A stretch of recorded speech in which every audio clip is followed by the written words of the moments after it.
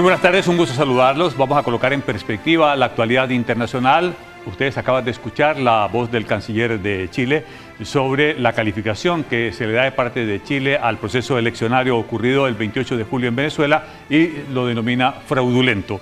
Eso para bajar al mínimo nivel la relación diplomática entre Chile y Venezuela. Y como la noticia a 3 días de la asunción del próximo presidente de Venezuela, que va a ser el día viernes 10, está concitando la actualidad internacional. De hecho, Edmundo González Urrutia, de la oposición, a quien la oposición dice que es el presidente real por el derivado de las actas y lo que las actas reflejaron en esa elección, ha estado recorriendo Uruguay, estuvo en Buenos Aires, ahora se encuentra en Estados Unidos. Ayer se reunió con el presidente Joe Biden, con el asesor de Seguridad Nacional del entrante presidente electo Donald Trump. Para tal efecto, saludamos al destacado abogado, ex canciller y académico de la Universidad Central, don Edgardo Riveros.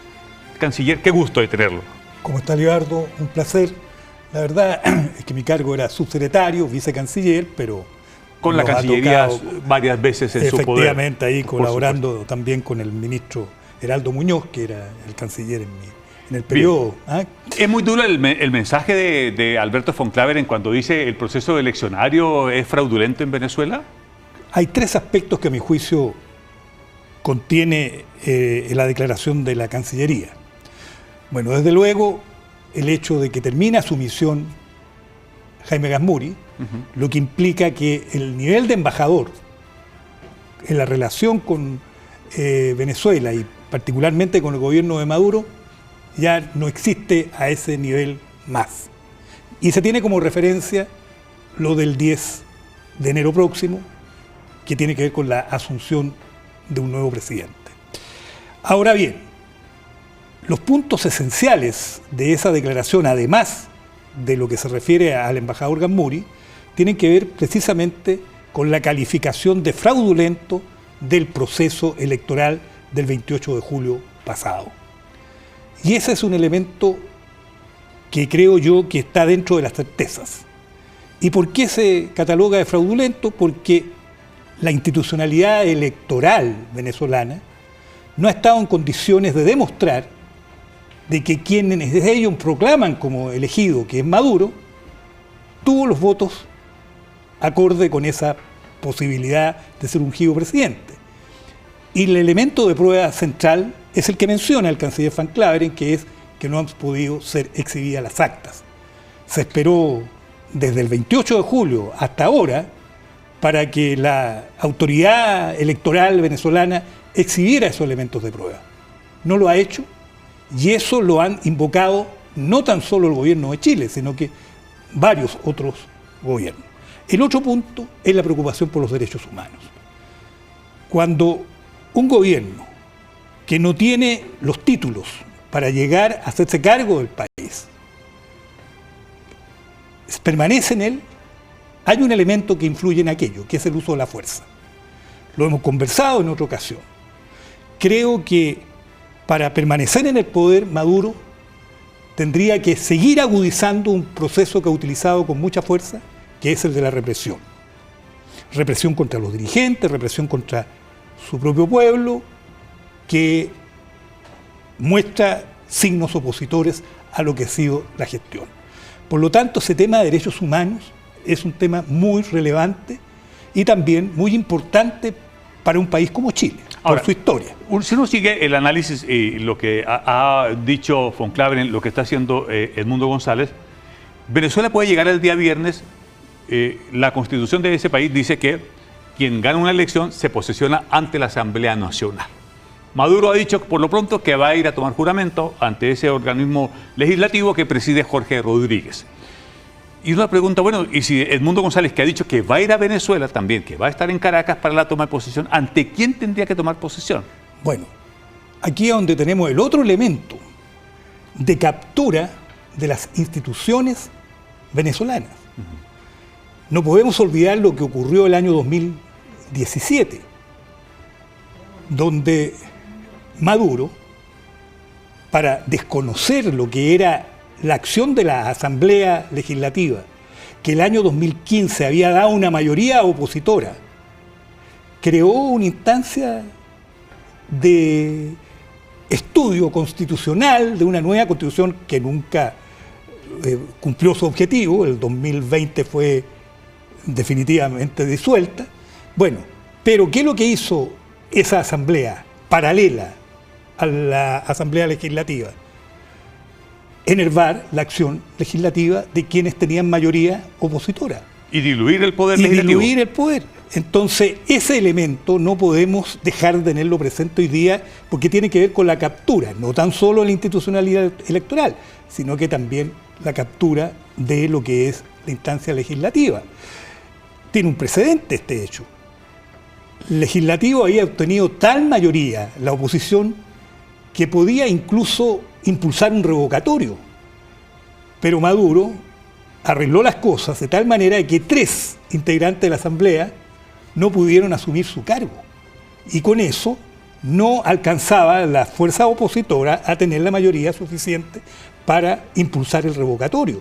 Esas cosas están en la historia de este proceso y por lo tanto, al estar a 3 días de que se produzca ese hecho de asunción de un presidente, uno tiene que recordarlo y tiene que colocarlo. ¿Por qué? Porque cobran absoluta fuerza las palabras que el propio Maduro dijo al comienzo del año 2024.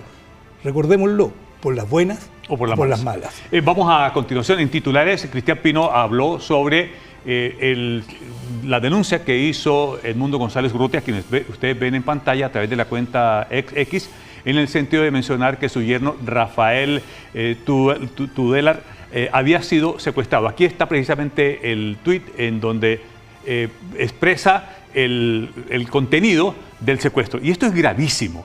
Y esto es gravísimo. Que el líder opositor diga que ha sido secuestrado su yerno, coloca un poco más tensión. Y lo que uno puede decir ahí es que, y veamos a continuación lo que ha dicho, porque también lo tenemos aquí para enriquecer esta conversación.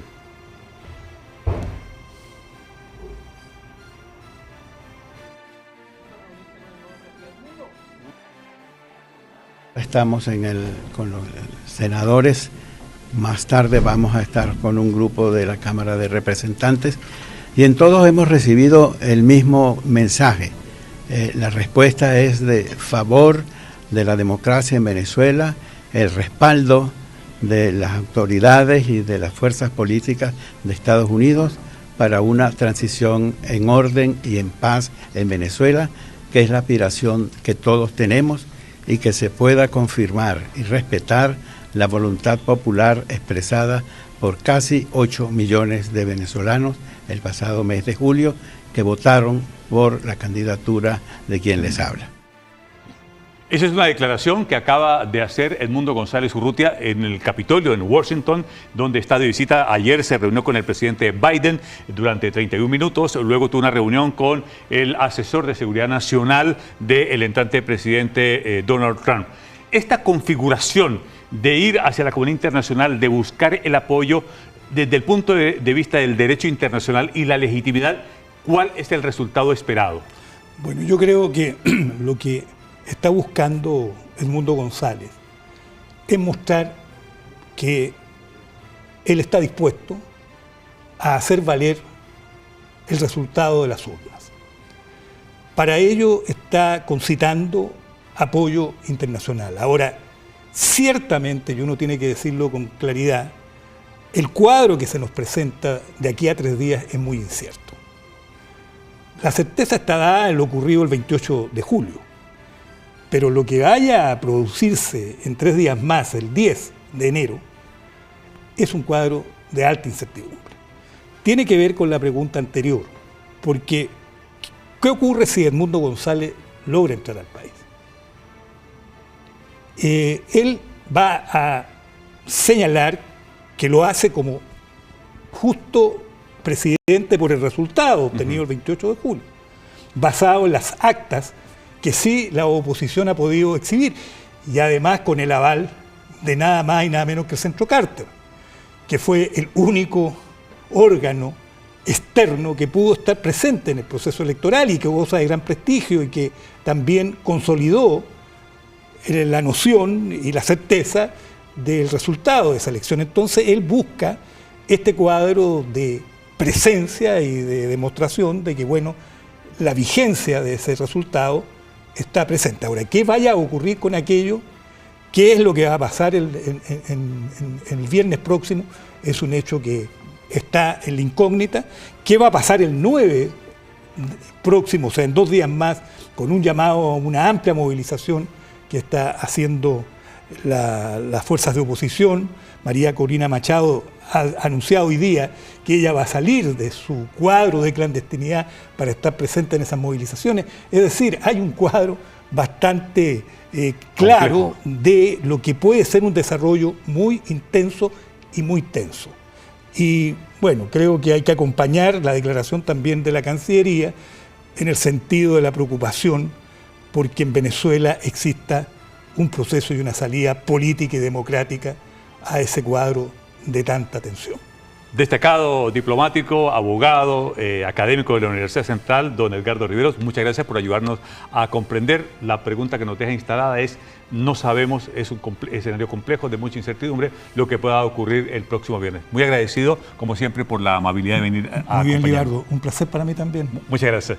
Bueno, días atrás el presidente Gabriel Boric estuvo en el Polo Sur, y de esta visita vamos a conversar a continuación con el destacado académico de la Universidad Autónoma, exdiplomático, don Jorge Guzmán, a quien saludamos y ya estamos aquí para ayudarnos a entender la importancia de la Antártica. Profesor Guzmán, muy buenas tardes, un gusto de saludarlo y de verlo ahí en televisión. ¿Cómo está, Libardo? Gusto de saludarlo, gracias por invitarme. ¿Qué significa la Antártica para Chile? ¿Qué debe representar? ¿Qué es eso? La Antártica, depende como usted lo mire. Mi primera mirada es esencialmente material. Si nosotros hablamos de la Antártica y del régimen jurídico que desde el año 59 o desde el año 61, cuando entra en aplicación, gobierna la Antártica, y uno dice, ¿cuál es el área de aplicación de este régimen especial para la administración, el gobierno de la Antártica? Bueno, al sur del paralelo 60, alrededor del polo, son más o menos 30 millones de kilómetros cuadrados. O sea, para que la gente en su casa se forme una idea de cuál es la dimensión de ese espacio, digamos que son 300 millones de hectáreas el terreno, la Antártica, la tierra firme, el continente propiamente tal, y el océano Antártico o mar austral, como le llamamos nosotros, que lo rodea al sur del paralelo 60. El sector chileno de esos 30 millones son un poquito más de 3 millones de kilómetros cuadrados. O sea, un poquito, 4 veces el territorio sudamericano del país, con una porción de territorio marítimo muy importante. Estoy hablando de espacios al sur del área que está regulada por el Tratado de Amistad de 1984 con Argentina. Son 3 millones y un poquito más de kilómetros cuadrados de recursos naturales. Eso yo creo que es lo que los chilenos tenemos que entender. Son 3 millones de kilómetros cuadrados, o 30 millones de hectáreas, si usted quiere, 30 millones de cuadras, de manzanas, para que la gente que está en la casa lo entienda, 30 millones de recursos naturales vivos y no vivos, es decir, minerales, pesca, etcétera. Hay mucho que todavía que por conocer. Jorge. Yo creo que esa es la primera mirada que en Chile todavía cuesta que se entienda, porque la impresión es que los chilenos no tenemos una idea material concreta. Incluso más, fíjese usted que cuando a los niños les enseñamos geografía de Chile, se pone el Chile longitudinal y a los lados se pone un cuadrito en donde la Antártica es un espacio pequeñito. Pero la verdad es que ese espacio es 4 veces el territorio sudamericano. Entonces, yo creo que hay que partir por allí para entender qué es la Antártica para Chile. Para Jorge. Chile, antes Sí. que es un territorio de paz, de ciencia, y etcétera, son 3 millones de kilómetros cuadrados de recursos naturales. Chile es de los países que tienen pretensiones, entre comillas. Yo digo que nosotros no tenemos pretensiones, nosotros tenemos derechos porque la presencia chilena en la Antártica es muy anterior a la de los países del hemisferio norte, muy anterior a los primeros científicos y muy anterior, por supuesto, a las ONG.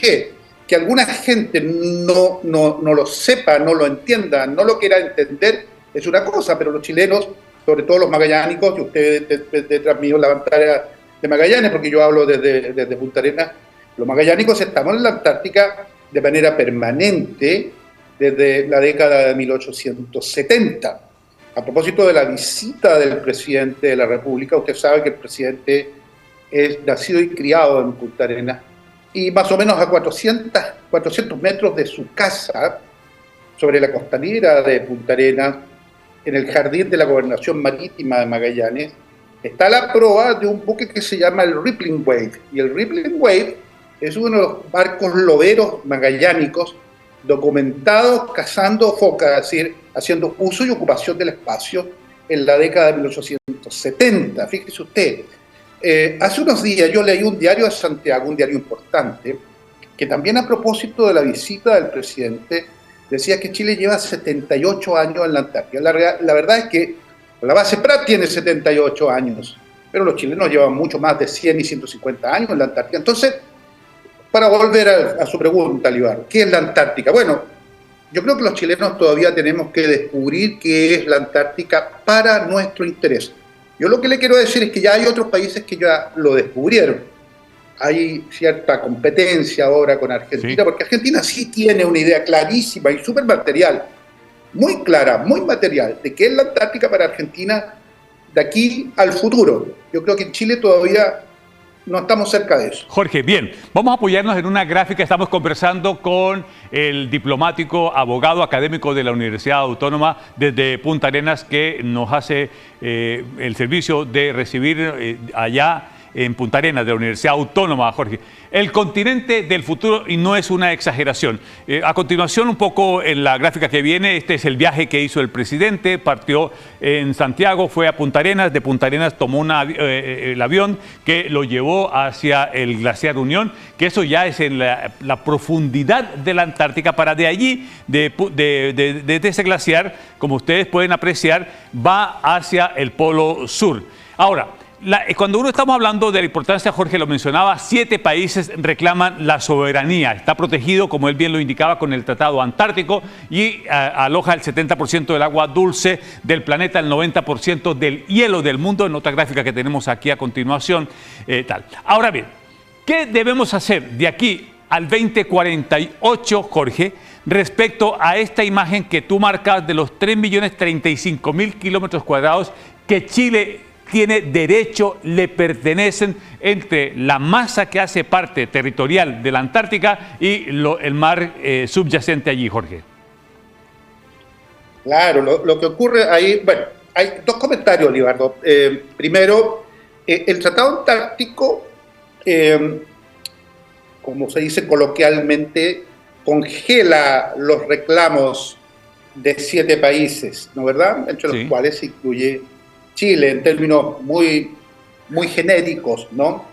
Que desde este punto de vista, el tratado es un acuerdo en que estamos en desacuerdo, o un acuerdo en que no estamos de acuerdo, y funciona, porque a partir de este artículo 4 del tratado, que dice que mientras el Tratado Antártico y luego su sistema normativo, el que se desarrolla a partir de este tratado madre, están en vigencia, las reclamaciones territoriales no tienen efecto.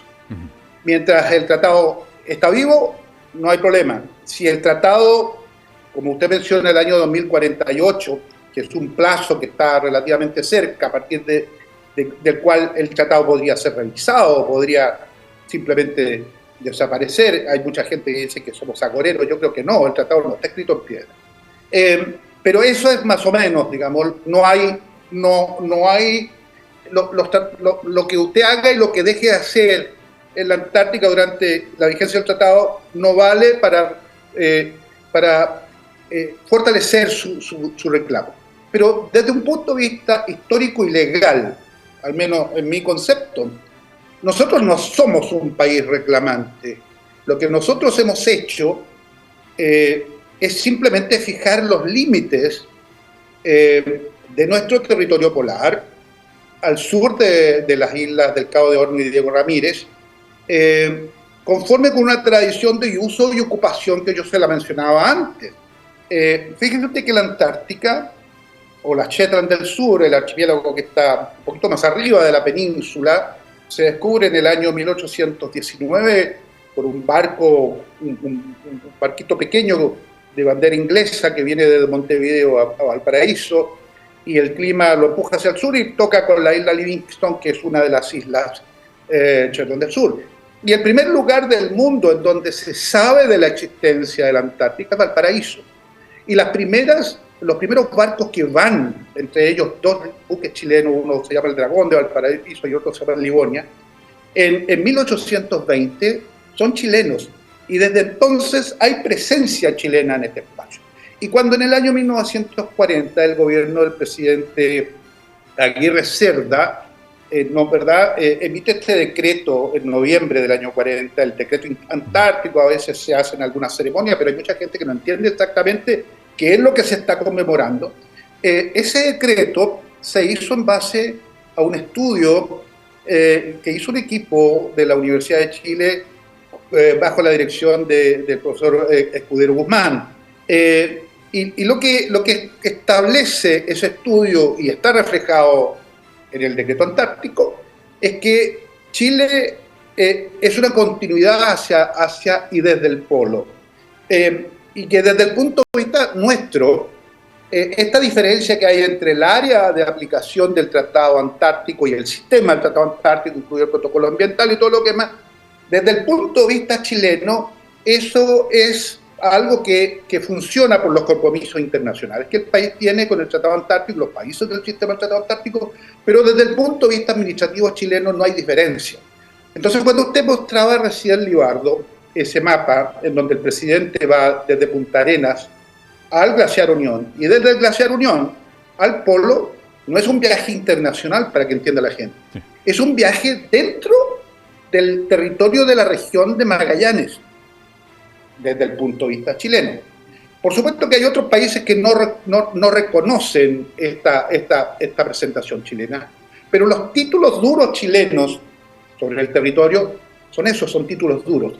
Esta idea del utis possidetis que normalmente se menciona no es un título realmente. El utis possidetis está superado por los tratados bilaterales que Chile suscribió primero con Bolivia en la década de 1960 y con Argentina en el tratado de 1881. El utis possidetis no es un título que nosotros podamos agregar a la posesión efectiva nuestra, Jorge, de la Antártica. Los títulos son el de la presencia, el uso y la ocupación. Jorge, bien, queremos, y este era el sentido de poder conectarnos contigo, con el diplomático, investigador, escritor, académico de la Universidad Autónoma, Jorge Guzmán, que nos ha ayudado desde Punta Arenas a comprender un poco la importancia de la Antártica. Es un tema que seguramente vamos a conversar más adelante, Jorge. La importancia, así, de la misma manera en que el presidente fue al Polo Sur, pues hay que llevar a Chile a la Antártica. Y nosotros agradecemos que tú nos abras esa ventana para que comprendamos cada uno de los chilenos la trascendencia y la importancia que significa el continente blanco, como se le conoce a la Antártica. Te mando un gran abrazo, te deseo muchas felicidades, sí, el 2025. Sí.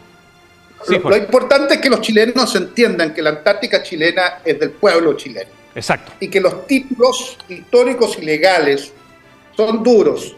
Que haya mucha gente que no lo entienda, ese es un problema. El desafío es que la gente sí se preocupe y en el momento en que haya que defender este espacio del territorio, nosotros estemos bien preparados. Exactamente. Bueno, y eso ha sido entonces el motivo que nos ha permitido poder tener esta conversación desde Punta Arenas. Te mando un abrazo, te deseo feliz 2025. Ahora vamos a cambiar inmediatamente de tema. Nos vamos a ir a la ciudad de Roma con nuestra enviada y nuestra corresponsal permanente, Mariana Díaz, para entender y ver los fenómenos políticos que están ocurriendo en el viejo continente. Muy buenas tardes, Mariana.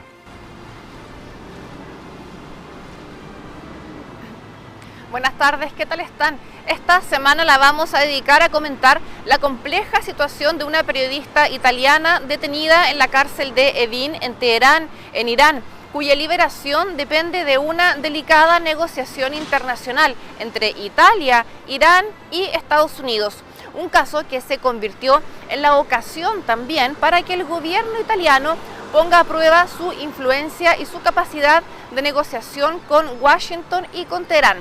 Cecilia Sala es el nombre de la reportera, tiene 29 años y se encuentra recluida en la cárcel símbolo de la represión del régimen de los ayatolá, con la vaga acusación de haber infringido las leyes de la República Islámica mientras se encontraba en Irán realizando algunos reportajes para medios italianos. La reportera fue arrestada en su hotel poco antes de tomar un avión de regreso a Roma el pasado 19 de diciembre y un par de días después, ponga atención a las fechas porque son importantes en esta historia, un par de días después de la detención en Milán de un ciudadano iraní, detención que se realizó en el aeropuerto de la ciudad italiana siguiendo la orden de arresto internacional emanada por Estados Unidos, país que acusa al sujeto iraní de haber exportado para la Guardia de la Revolución Islámica, que Washington considera una organización terrorista, haber exportado tecnología estadounidense sensible para la fabricación de drones. Estados Unidos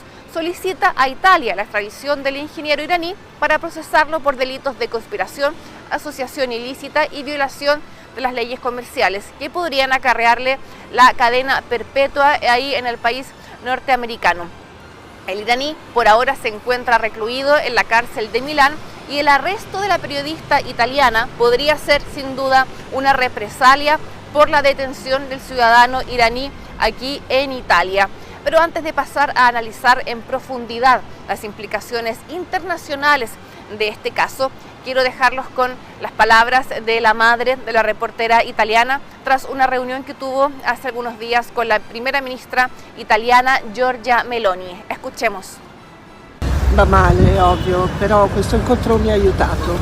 Avevo bisogno di guardarsi negli occhi anche tra mamme su cose di questo genere. Sono due.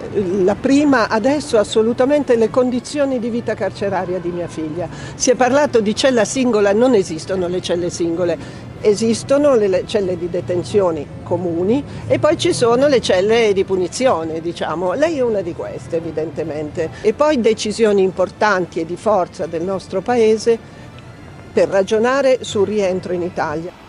Italia está trabajando arduamente en la liberación de la reportera y es en ese escenario en que se produjo este fin de semana y en el que hay que entender la visita informal de la primera ministra italiana al presidente electo de Estados Unidos, Donald Trump, en su residencia en Mar-a-Lago, en Florida, donde hablaron acerca del rol de mediadora que tendrá Giorgia Meloni en Europa en las tensiones entre Trump y otros líderes europeos y también, por supuesto, hablaron de la detención de Cecilia Sala. Y puede que este tema haya sido el único que a Italia le interesaba abordar. De hecho, una persona informada sobre la reunión dijo que Giorgia Meloni habría presionado agresivamente para reunirse con Donald Trump, según lo que se lee en el periódico New York Times. Además, el viaje de Giorgia Meloni se realizó solo pocos días antes de que la jefa de gobierno reciba aquí en Italia al presidente Joe Biden en una visita oficial a Roma y al Vaticano que tendrá lugar desde este jueves y hasta el domingo. Italia en estos momentos se encuentra en un delicado triángulo donde por un lado recibe las presiones de Estados Unidos para extraditar al ciudadano iraní detenido aquí en Milán y por otro lado recibe también las presiones de Irán que condiciona la liberación de Cecilia Sala a la liberación por parte de Italia del ingeniero iraní cuyo nombre es Mohammad Abedini. Si Italia cediera ante las presiones de Irán, eso podría claramente influenciar en modo negativo las relaciones con Estados Unidos, donde Donald Trump califica a Giorgia Meloni como, entre comillas, a una mujer fantástica que ha conquistado Europa, según él mismo ha dicho. Por ahora, Italia estaría buscando que Estados Unidos renuncie a la extradición del ciudadano iraní o que le deje espacio de maniobra al gobierno italiano para negociar con Irán. Y las autoridades de Teherán aseguran que la detención de la reportera italiana no estaría vinculada a la del ciudadano iraní, a pesar de que la embajada iraní aquí en Roma sí emanó un documento oficial donde ambos casos estarían relacionados según se lee en este documento. Bueno, es de esperar que la liberación de la periodista italiana de Cecilia Sala ocurra lo antes posible aquí en el país y en Europa. La preocupación es por su estado de salud y por sus condiciones carcelarias en la prisión de Evin, ahí en Teherán, en Irán. Bueno, yo desde acá, desde Roma, me despido, les agradezco por su atención y nos vemos la próxima semana. Que estén muy bien. Chao, chao. Muchas gracias, Mariana, por este completo informe y, por supuesto, el tema de la reunión que tuvo la primera ministra con el presidente electo de los Estados Unidos, Donald Trump, en Mar-a-Lago. A continuación vamos a una pausa y luego vendrá Cristian Pino en Digital PM.